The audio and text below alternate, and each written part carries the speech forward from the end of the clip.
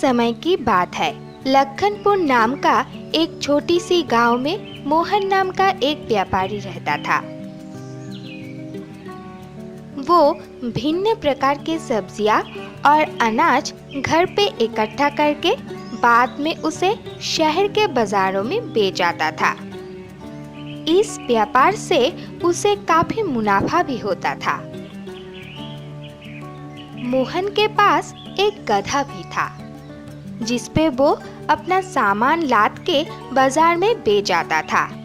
मोहन उस गधे का बहुत ख्याल रखता था, क्योंकि उसे पता था ये गधा उसके व्यापार के लिए बहुत जरूरी है। वो अपने गधा को हमेशा बहुत साफ सुथरा रखता था और उसे बहुत स्वादिष्ट खाना भी देता था। गधा भी बहुत शक्तिशाली और वफादार था। वो रोज बहुत सारा सामान लाद के अपने मालिक के साथ शहर जाता था। गधे को मालूम था कि बाजार जाके सामान बेचने से उसके मालिक को मुनाफा होता है और उसे बढ़िया खाना खाने को मिलता है, इसलिए वो कभी भी काम चोरी नहीं करता था।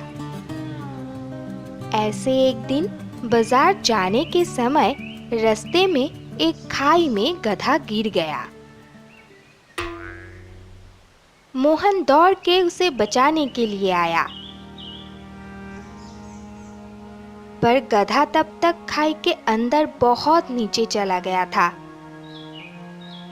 खाई इतना गहरा और अंधेरा था कि उसे अपना गधा ठीक से दिखाई भी नहीं दे रहा था।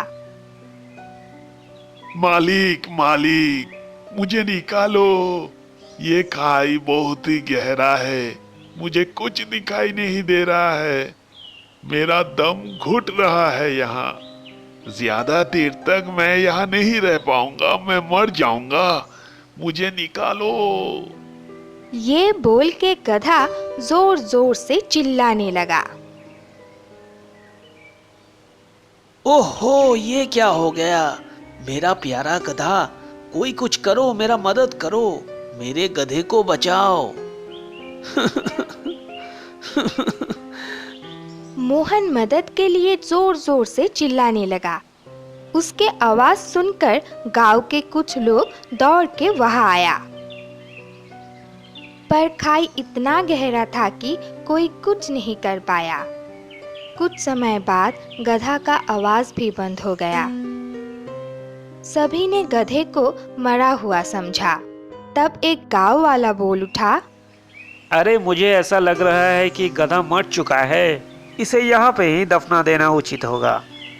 चलो सब मिलके मिट्टी डाल देते हैं।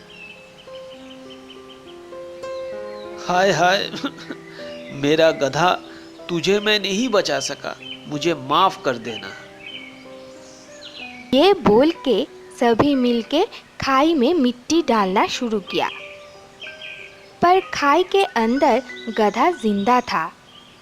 ऊपर से मिट्टी जब उसके शरीर पे गिरा, वो अपने शरीर से मिट्टी झाड़ने लगा और मिट्टी के ऊपर चढ़ गया।